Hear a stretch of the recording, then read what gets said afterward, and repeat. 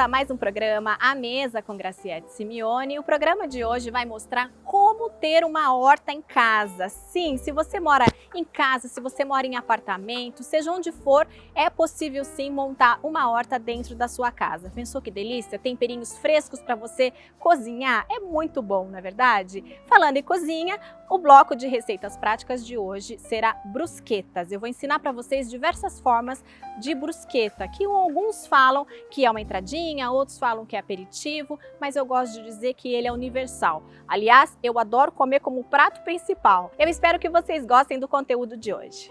O programa de hoje está super especial, com uma convidada mais que especial, a Débora, do Orquidário Della Antônia. Eu a convidei para vir aqui dar várias dicas de como fazer uma horta urbana. Em casa. Em casa. Todo mundo tem esse direito. Tem esse direito, e ainda mais agora, essa preocupação, né, em alimentação mais saudável. Sim, com certeza. E se você não tem muito espaço, não se preocupe, né? A gente quebra o paradigma. Exatamente. Então ela está aqui para dar várias dicas. Se você tem um espaço pequeno, um espaço grande, seja o que for, exatamente. vai poder ter uma hortinha em casa. Eu falo dos meus jardins, as hortas são a mesma coisa.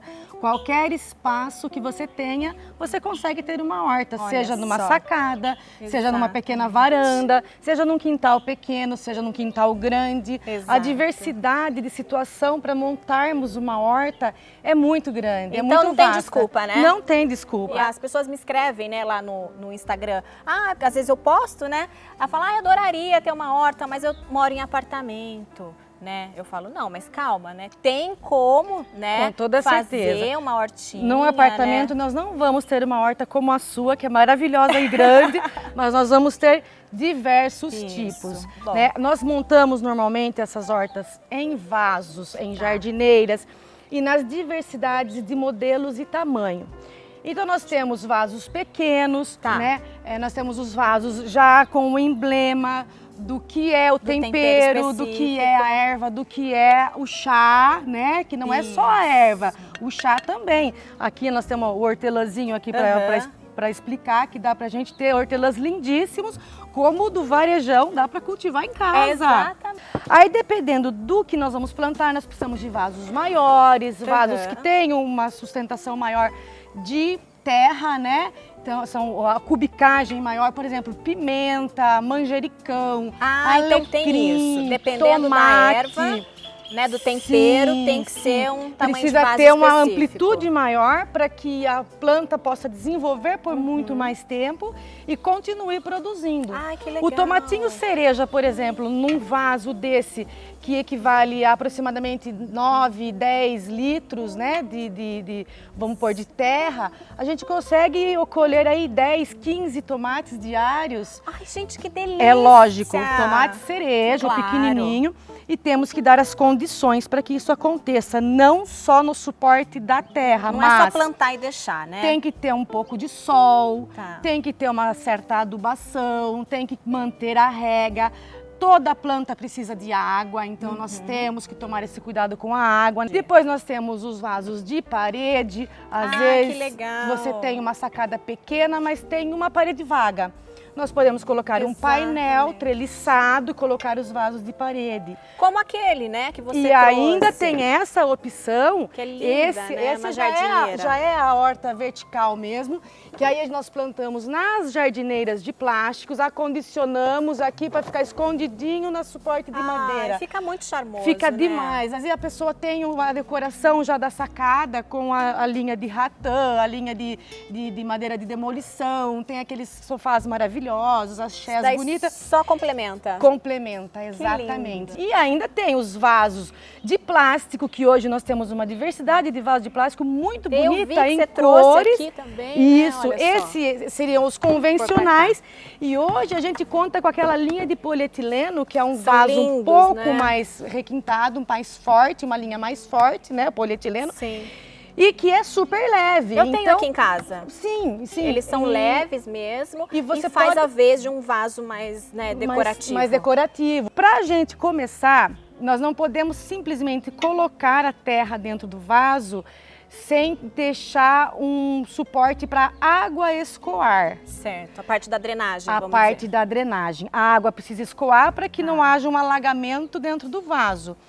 E também não podemos deixar a terra entupir realmente esse dreno. Então, nós usamos essa manta geotêxtil, né, que é a manta de bidim. Então nós vamos precisar de um pedaço de manta. Não precisa ser tão grande, porém, se nós dobrarmos algumas vezes, ele vai ter um êxito maior. Então nós temos que tampar esse furo, mas essa manta geotêxtil vai filtrar essa água que vai passar. Tá. Depois de tampado, aí nós vamos usar uma camada de argila expandida.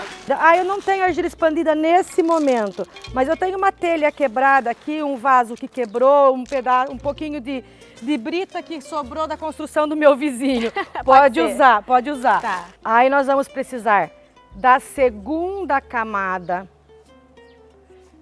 do bidim, né? Da manta. Isso, da manta geotêxtil. A manta não precisa ser tão espessa, mas ela tem que ser aberta, porque ela tem que cobrir toda a minha argila, que agora nós vamos ter a parte realmente de filtrar a água quando ela for passar pelo buraquinho no fundo do vaso. Tá bom. Que é a hora que nós vamos colocar a areia. Aqui vai filtrar a nossa água. E também não posso colocar a terra sobre a areia. Então o bidim, ele vai sempre entre as camadas. O bidim vai entre as camadas, ele vai separando a minha camada de dreno. Agora nesse momento já pode ser em uma camada só, cobrindo toda a minha areia. E aí então a gente começa a despejar a terra. A terra normalmente é uma terra preparada. Veja que ela é uma terra bem aerada, mais nutritiva. Para que a raizinha da planta que nós vamos usar aqui, que é a hortaliça, como ela é muito fina, para que a terra não solidifique demais dentro do vaso e a planta ela ramifica. Ela consiga enraizar bem. Tá. Então você pode pôr a terra, despejar direto no vaso ou com o auxílio de um outro vasinho. Aí nós colocamos e vai apertando a terra no fundo, porque como ela é aerada, então depois que molha, ela vai ceder, certo, né?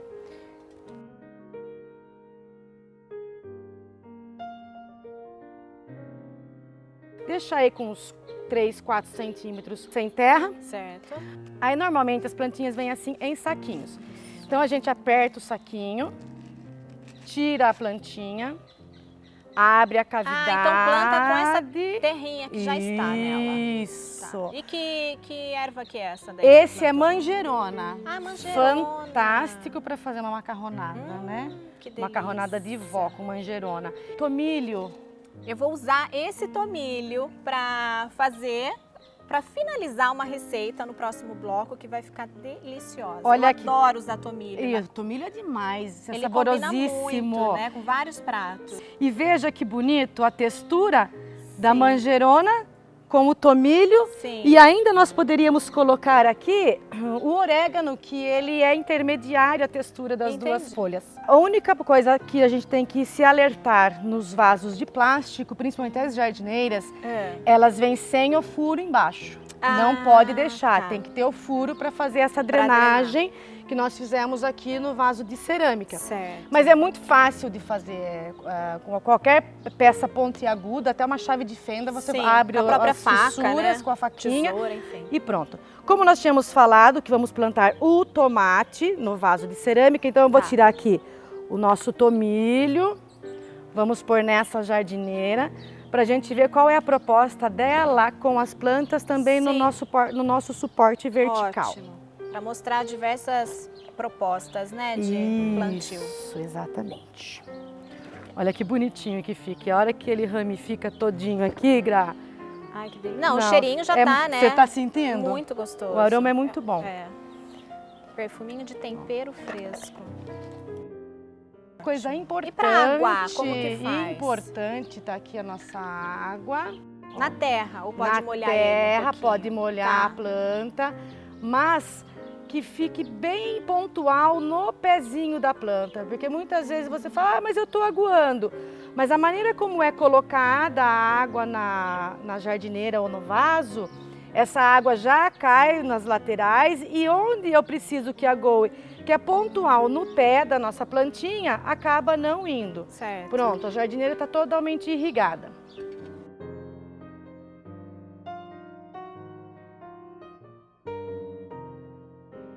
Nós vamos deixar o nosso tomatinho bem bonitinho plantadinho aqui, que depois a Gra vai mostrar nos stories a produção do tomate cereja. Que delícia. E quanto tempo, mais ou menos, olha, para ele começar a produzir? Esse tomate, ele já estava com florzinha, que com certeza eu derrubei na viagem vindo para cá.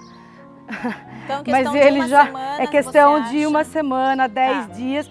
Nós já vamos ter tomatinho verde aí para mostrar. Vamos lá para a água. Se quiser colocar uma casquinha por cima para fazer um acabamentozinho, só para ficar mais bonitinho, pode. Pode também. Mas ele fica tão legal assim, no natural, bem natural, que eu acho que... Eu gosto, pra mim horta tem que ser horta raiz. Pronto, é isso aí. Não é? Pronto o nosso vaso da fazenda de tomatinho cereja. Ai, que delícia. Só esperar a produção. Ótimo. E aqui também, né, esse aqui eu já vou pegar alguns raminhos. Isso, para levar para minha cozinha daqui a pouquinho. Débora, eu adorei essas dicas, eu não sabia que tinha que ter esse processo, por isso que a gente vê, né, em vários lugares, aquela produção, né, que fica assim, cresce aos olhos, não, né? É verdade? Linda, nossa, sim, é um vasinho, mas tá assim repleto, tá verde, bonito, né, viçoso. E às vezes em casa você fala, ai, fica murchinho, feio. Exatamente. Mas que muita gente faz esse processo. Para tudo tem o processo correto. Ótimo, então assim, só para recapitular, esse processo que você, esse passo a passo, então se aplica para todas as ervas. A única diferença é o tamanho do vaso com relação ao que vai plantar. Ao crescimento, ao desenvolvimento da planta, desenvoltura da planta. Se ela dá mais frutas ou não, se ela não dá frutas e se ela só um ramo.